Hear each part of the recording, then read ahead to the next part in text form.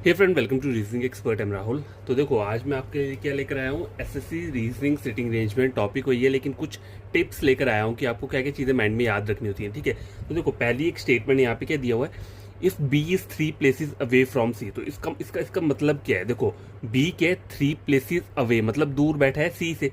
तो अगर मैं सी को यहाँ रखता हूँ तो एक बार मैंने क्या कर दिया, बी को यहाँ पे बना दिया, तो 1 2 3 प्लेसेस अवे फ्रॉम सी जो बी है। और एक कंडीशन और क्या हो सकती है इसमें कि सी यहाँ पर है और बी जो है कहाँ पे है, उसके लेफ्ट में जा रहा है। ठीक है, 3 प्लेसेस लेफ्ट में। यहाँ पे क्या था, यहाँ पे राइट पे गया और यहाँ पे क्या किया, लेफ्ट में गया। तो जब तक क्वेश्चन में ऐसा बोला नहीं है आपको लेफ्ट और राइट, तो वहां पे दो कंडीशन बन सकती है। अगर आपको एग्जैक्टली दिया है कि उसके राइट में बैठा है तो आपको यही वाला ड्रॉ करना है, ये जो पहला वाला है। ठीक है, अगर लेफ्ट बोला हुआ है तो ये वाला ड्रॉ करना है। ठीक है, सेकंड वाली देखो, when B is 2 places away from सी।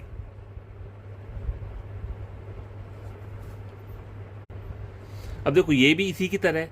ठीक है, वहां पे 3 था, यहाँ पे मैंने 2 लिख लिया। When B is 2 places away from C. तो सी अगर मैं यहाँ लिखता हूँ तो एक बार मैं क्या करता हूँ, बी को 2 प्लेसेस लेफ्ट साइड ले लेता हूँ सी के, और एक साइड क्या करता हूँ, बी को राइट साइड पे ले लेता हूँ। ठीक है, ये हो गया। अब देखो, थर्ड वाला देखो, when B is 2 places to the right of C. अब यहाँ पे हमें गिवन दिया हुआ है कि आपको कहाँ जाना है, राइट में जाना है। ठीक है, राइट ऑफ सी। तो सी मैं यहाँ लिख लूंगा और सी के राइट में कहाँ चला गया, हमें बी को यहाँ लिख दिया। लेकिन ये डिपेंड करता है, अगर मान लो सबके सब नॉर्थ में देख रहे हैं तब तो यहाँ पे सही चलेगा। अगर सपोज करो सी क्या देख रहा है, साउथ में देख रहा है। ठीक है, और इसके राइट में बोला है तो सी का साउथ फिर क्या हो जाता है, यहाँ पे हो जाएगा। ठीक है, इस तरीके से। तो लेफ्ट और राइट, साउथ और नॉर्थ, ये सब चीज़ें आपके माइंड में होनी चाहिए।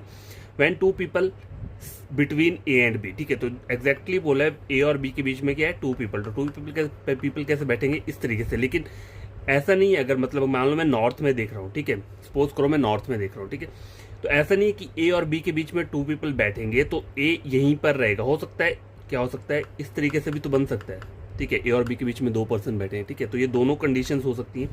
B is to the left of C. अब देखो, अगर सपोज करो सी मैं यहाँ बनाता हूँ तो इसका मतलब क्या है, बी का है उसके लेफ्ट में, तो मैं बी को क्या करूंगा, यहाँ पे डाल दूंगा। लेकिन इसका मतलब ये नहीं है कि सी बी जो है वो सी के इमीडिएट लेफ्ट में बोला हुआ है। ठीक है, अगर आपको इमीडिएट लेफ्ट बोला हुआ है तब तो आप ऐसा डायग्राम बनाओगे। लेकिन अगर कुछ भी ऐसा नहीं बोला है, बस इतना बोला है कि बी जो है वो सी के लेफ्ट में, तो हो सकता है सी के लेफ्ट में बी यहाँ पे भी हो सकता है, या फिर कहाँ हो सकता है, या फिर यहाँ पे भी हो सकता है, कहीं पे भी हो सकता है। ठीक है, तो वैसे खुद से मत कर देना कि अगर लेफ्ट बोला है तो इमीडिएट नेबर ही होगा। अब देखो, लास्ट वाला देखो, यहाँ बोला है B to the immediate left of C. तो यहाँ पे मुझे कंफर्म बोला है सी के इमीडिएट लेफ्ट में बी बैठा है, मतलब बी क्या है, सी का इमीडिएट नेबर है। ठीक है, तो यहाँ पे आपको गिवन दिया है, कंफर्म करके दिया हुआ है, लेकिन ऊपर वाले में कंफर्मेशन नहीं था हमें। ठीक है।